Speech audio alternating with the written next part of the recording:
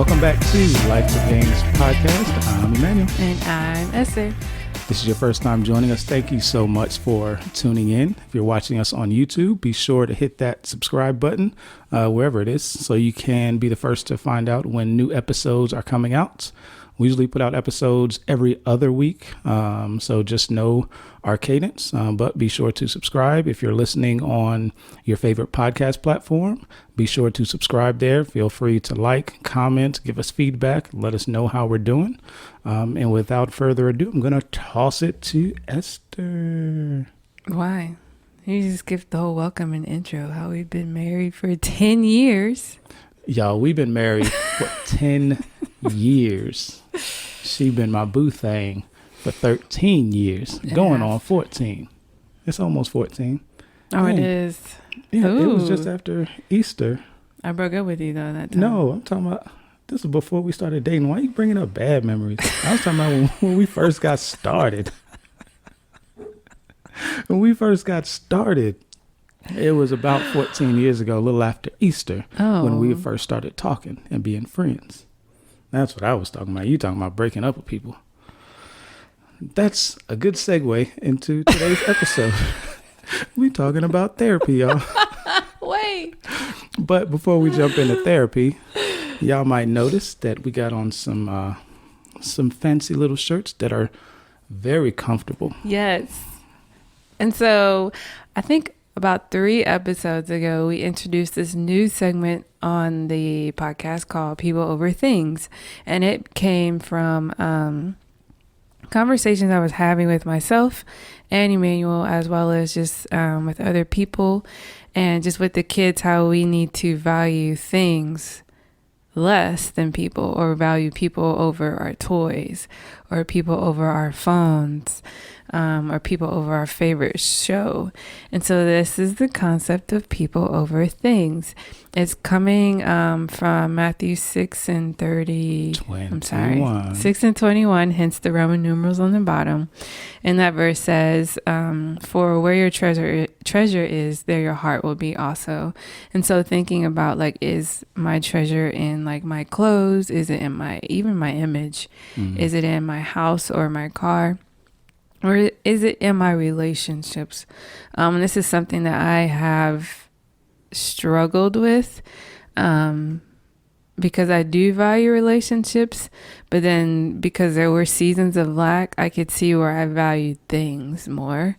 And so just trying to get back to that place, and then not just valuing people, but like investing in those relationships, and taking the time to foster them in healthy ways, especially like with our kids. So I really hope that you guys like these shirts. They are for sale. Just not yet. We are developing some things on our end, and so they will be for sale online very, very soon. And a part of every single sale, a percentage of every single sale, will go towards a nonprofit. Anything that we do, we really want to focus on giving back. And so there will be several nonprofits that we highlight. The first being Darkness to Light. And you've heard us talk about this organization before. Darkness to Light is a nonprofit, internationally recognized organization that I'm going to read the blurb because they're very specific.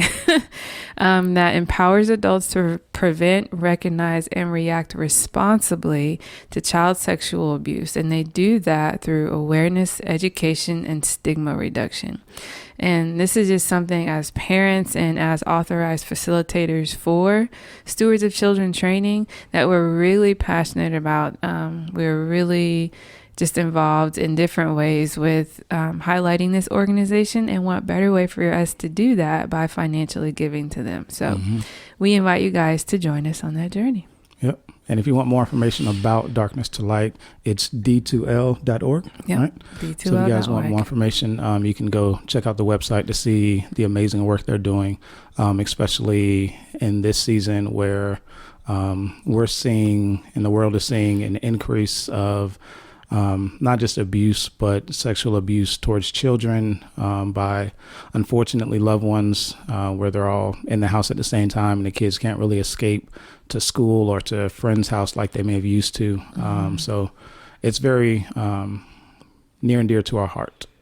So on that note, we will transition into today's topic. If you guys listen to episode 28, entitled Why This Guy, Me, Needs Therapy, I kind of talked through my first experience with... Hold on. I feel like I need to give a what's it called? Disclaimer? A disclaimer, y'all. My nose. I'm just having allergy issues. So this pollen around here. It's kicking our butt. It really is. So that's why my nose is pink, right? It's cute. Oh. So yes, if you hear me sniffle, I'm trying not to sneeze. If you see tissue, it is what it is. Anywho. Boom. But yeah, so episode 28, Why This Guy Needs Therapy. I talked about my first experience with therapy, which was not good. So if you didn't listen to that, go back and listen to episode 28. And so with that, I kind of kept you guys in the loop that I was still looking, and I did find a therapist. And it's been going well. We've been meeting weekly for about a month now, I think, a little over a month maybe, since just before everything started shutting down with Corona. And so I felt like it would only be fair if we circled back and gave you an update on therapy, not only mine, but Esther's, because she started therapy a little before me. She found her therapist a little before me. And so we just wanted to come back around, give an update, and just share kind of how it's benefiting us. And hopefully encourage you guys, if it's something that you need, feel like you want, then you can pursue it. So I will start. One, I like him. I think that's in stark contrast. Kind of important. Yeah, in stark contrast to the first guy that I sat in front of. I just felt comfortable opening up to this total stranger. You know what? When I saw his picture, when you said I'm going to try this guy, I automatically was like, yep, that's him. I don't know why. I said the same thing. Really? Yeah. I was like, he looks like we would get along. Yeah. And for me, like, one thing that was important, especially for some of the stuff that I want to talk about in therapy, I wanted it to be a person of color. And then if I could find a male person of color, then that was even more. And he's actually both. And so I was like, you can say he's a black man, you know. He's a brother.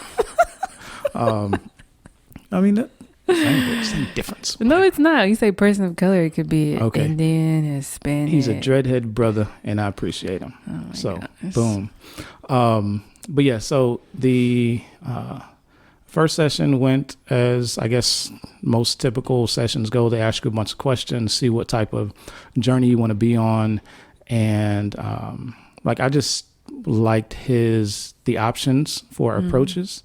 And without going into too much detail, kind of the first topic that we ended up jumping on was vulnerability and my issues with vulnerability. Dun, dun, dun. Right. And just his ability to help me trace back my issues with vulnerability, because I saw it impacting my wife, real time. If you guys listen to episode 28, you heard me talk about kind of how I spent 2019 journaling and all of that, and just learning about myself and my habits and seeing how it was impacting my relationship with Esther. And so with this, the funny thing is, the first 2 episodes, I may have started out saying, hey, this is what's going on in life currently. But by the end of the session, we're back to talking about my childhood and my college days and stuff. And I was like, that is what I want to talk about. But I didn't see the rabbit trail of how everything in my past is still impacting my future. And So I love how we're able to get back to the root of it. And then even taking it a step further, one thing that I wanted to be intentional with finding a therapist is having one that aligns with my Christian values. So whether I would prefer a believer, but at least have knowledge of Christians' beliefs and their alignment of thought. And so his ability to help me draw the line from not just current to past, but from current back to my relationship with God. And it was an ugly unveiling to see how like my issues with vulnerability ultimately had their root in a lack of trust in God. And that was a tough pill to swallow, and even harder to say that out of my mouth. Like there were numerous times during these sessions where I was like, "Ooh, this is the first time that I've said this out of my mouth, and it sounds horrible, but it's good that it's finally coming out." Right, this level of vulnerability, and so it's been challenging, but it's been good. I don't know. So that's one thing that's come out so far. What about you and your sessions? I was just gonna put all mine out there. I didn't know you were going one by one. Oh, I mean, I didn't want to. One thing I'm trying not to do, y'all, is take the whole session and talk and talk and talk, because she says I talk too much. I say I talk too much, so I'm trying to get her to talk. I was about to say, you said you talk too much first, and then I just said, But no, it's been, this is my second time going through therapy, and I think this one has been a little bit more enlightening or eye-opening or whatever the case may be. Specifically with my last session, or there's a couple things that I've noticed and I would like to give as just something to take notice of for yourself if you are in therapy or choose to go to therapy. Journaling, one, is very important. Journaling during the week, taking like bullet point notes, or just like, oh, this happened, this is how I felt when it happened.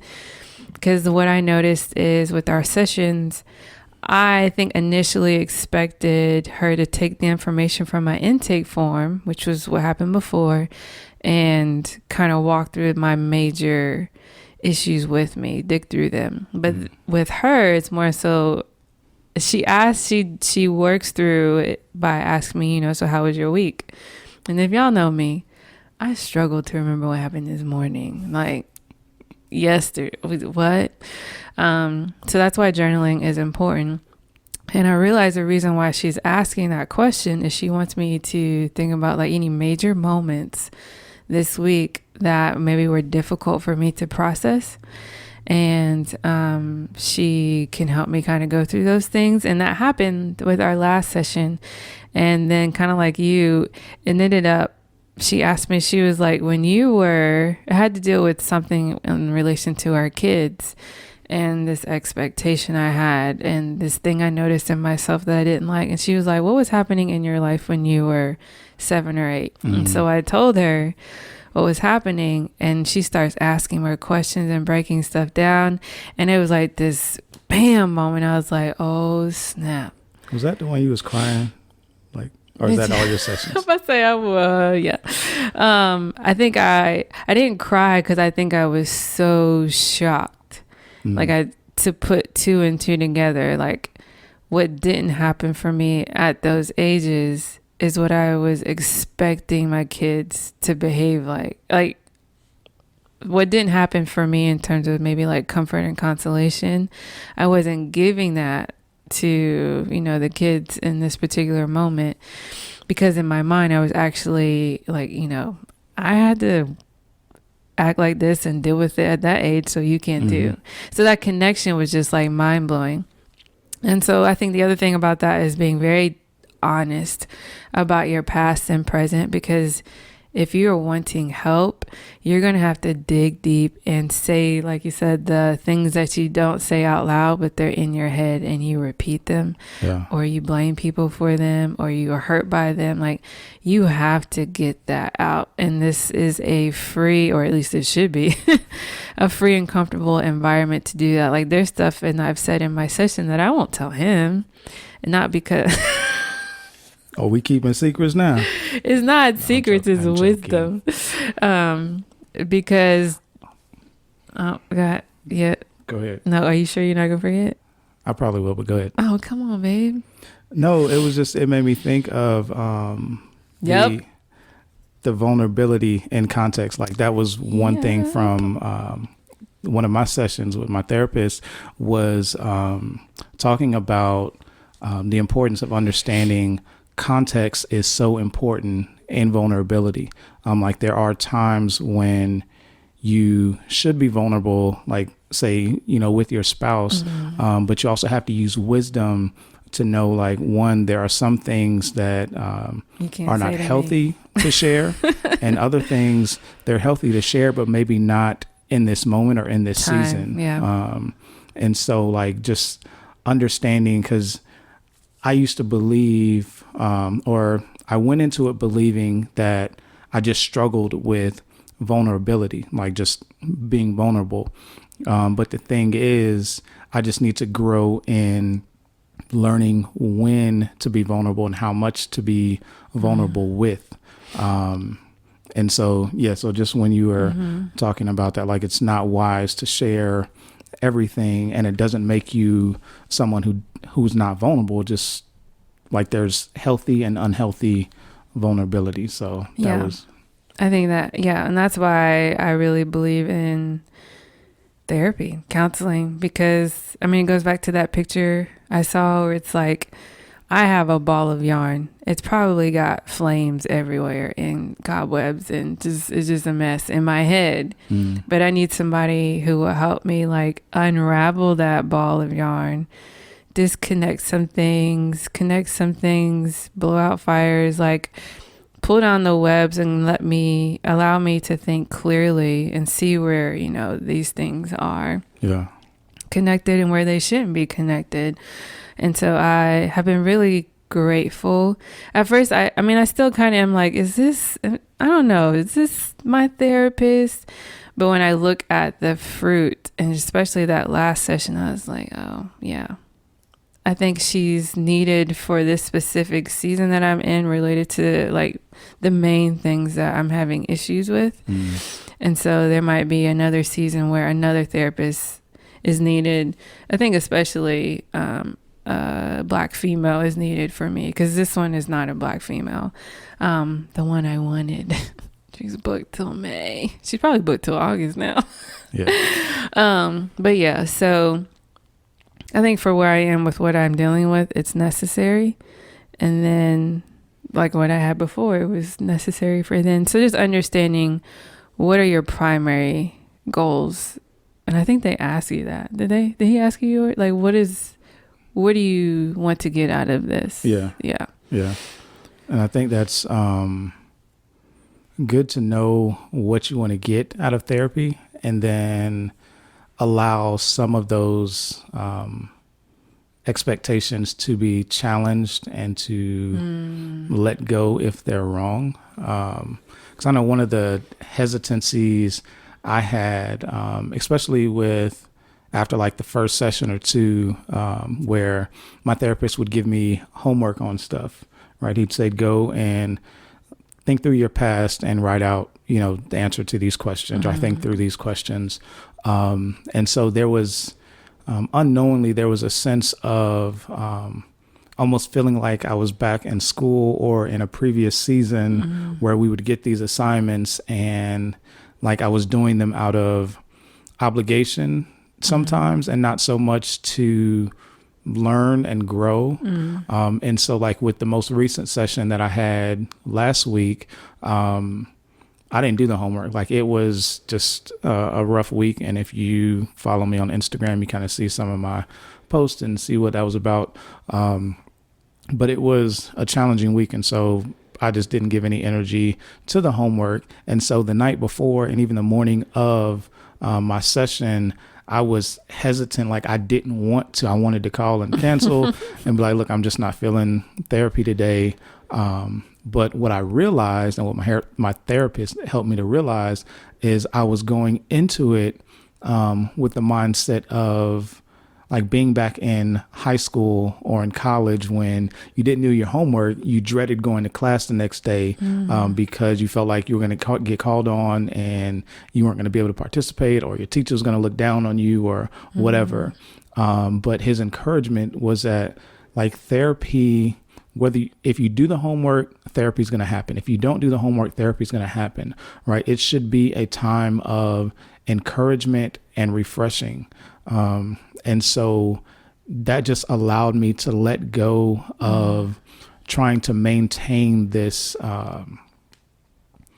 this position or expectation going into therapy, like making sure that my therapist sees me as a good student. But it's like, no, like my therapist needs to see that I struggle with inconsistency. Sometimes I don't do stuff because there's so much other stuff on my plate, and he needs to see and help me talk through it.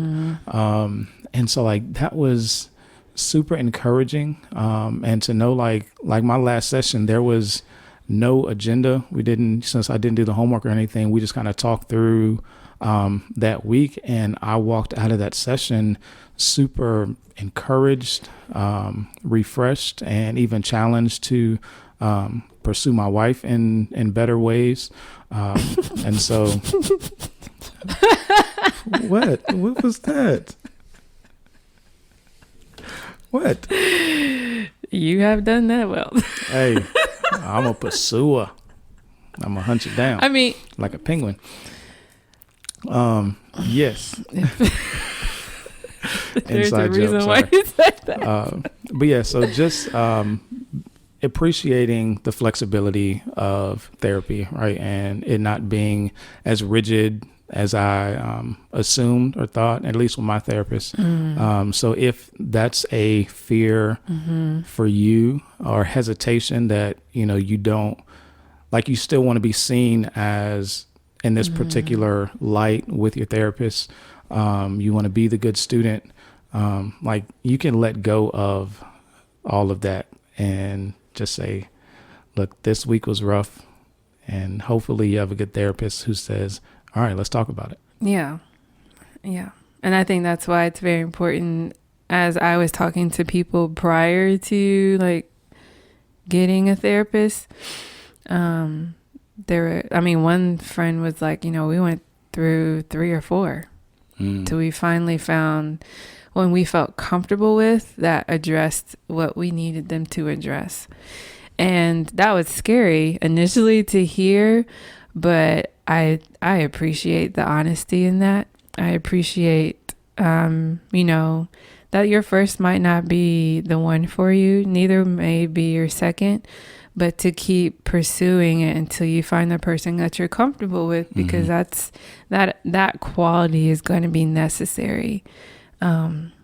Just like, friendships, like there's people that I'm close to, or I used to be close to, that I felt so comfortable sharing with, but then I'm not close with them anymore. Yeah. But then there's people now that, we have our circle, but there's like those 1 or 2 I'm like, oh yeah, I can be ugly honest with. And there's freedom when I'm able to do that, because I can trust the wisdom that will come after my ugly honest moment. Yeah. That's what we need. Yes. Yeah. I think one other thing that I'll say is relating to therapy, especially in this season of the world. I don't remember where I saw the post, but somebody had made a post that essentially said, if our marriages are going to either survive or thrive in this COVID season where we're on lockdown and we're in the face of our spouse a lot more than usual, Jesus, it's going to take intentional effort. And I think therapy is helping us definitely to do that. It's giving us an outlet. It's helping us to think through and be challenged to think towards our spouse in a different way. I know it's given me homework and ways to pursue my wife's heart, because at the end of this, like, we're going to go back to some type of new normal, right? Whatever that's going to look like. And I don't want to leave out of this house with this mindset of, oh, thank God I finally get to get away from my wife, right? I want to be like, oh man, like, I appreciate being able to go back to the office and church and everything. But man, like, I cherish those times with my wife or with my kids. And that's only going to come with intentional effort. And it's like, we're going to have to get honest with ourselves in this season. And like, therapy is definitely helping to process some of those thoughts. And I will say, like, I am probably not as ahead as you. Yeah. Because I'm just, I mean, can think about yesterday or yesterday. Sunday. Yeah. Just really struggling. And there's days when you probably don't want to be near your spouse or your kids. And you just pick up the keys and say, I'm leaving. You leave. And it's okay as long as you, communicate something. Eventually. But there's going to be those moments. And I think for me, knowing, that it's okay to have those moments, it's freeing for me. Because there's just days where I struggle with you mentally, emotionally, because I'm struggling with myself and I'm struggling with like the situation.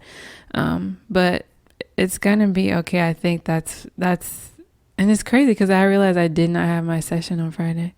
Yeah. And it probably would have helped. Yeah. It was a challenging. It was a good weekend, but I think the reality of the week plus the weekend, I think it all culminated, and I realized, like, wow, I am home, like, all the time. Like, I think your mama made a comment, and I think that stuck with me. Not that it's your fault, Mama Love, but she was like, "Do you miss work?" And I was like, "Yes."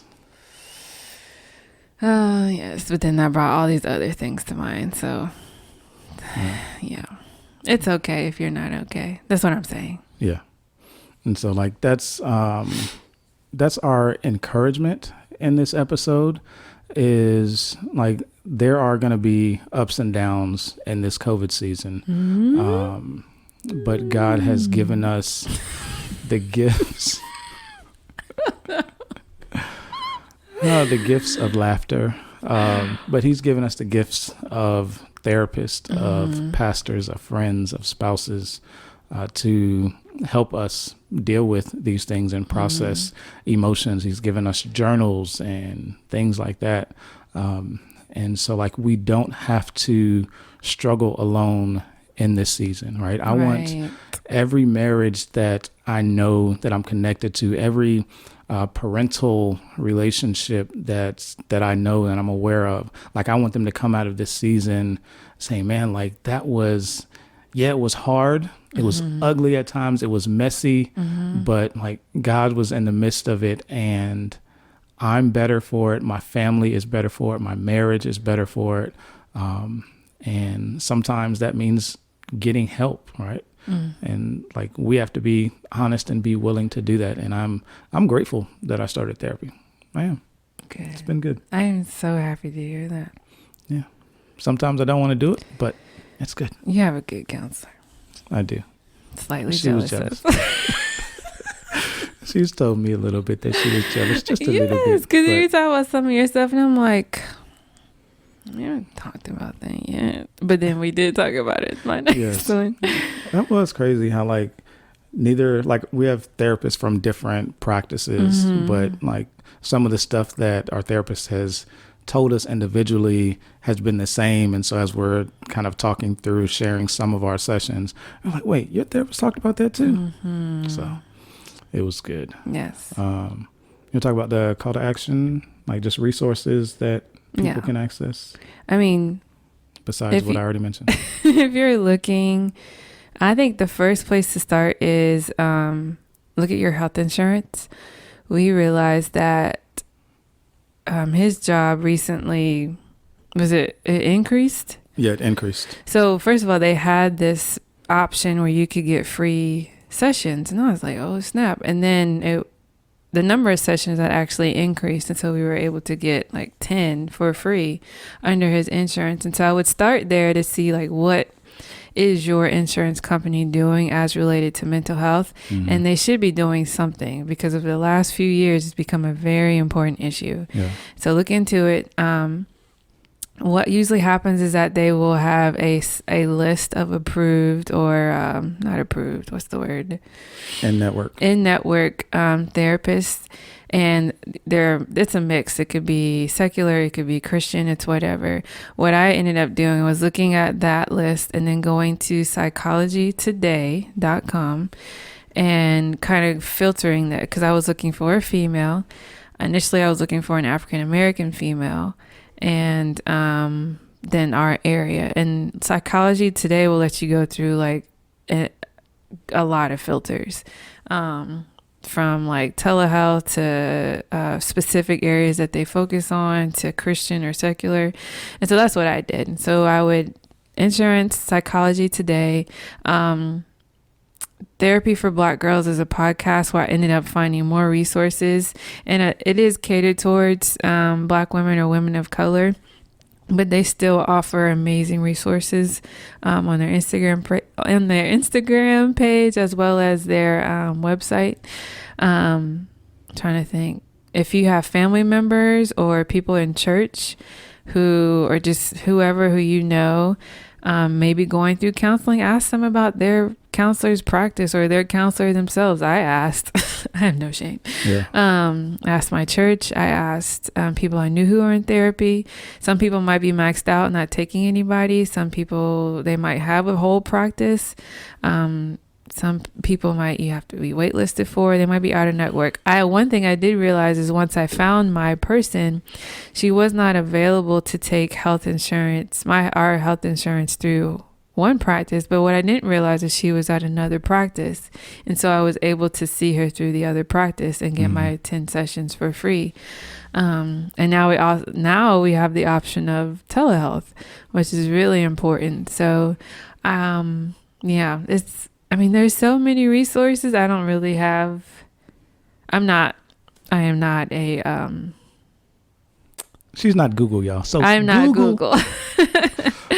So I'm not Google, but your best bet is your insurance, and then just the people you know. Yeah. All that to say, there are resources.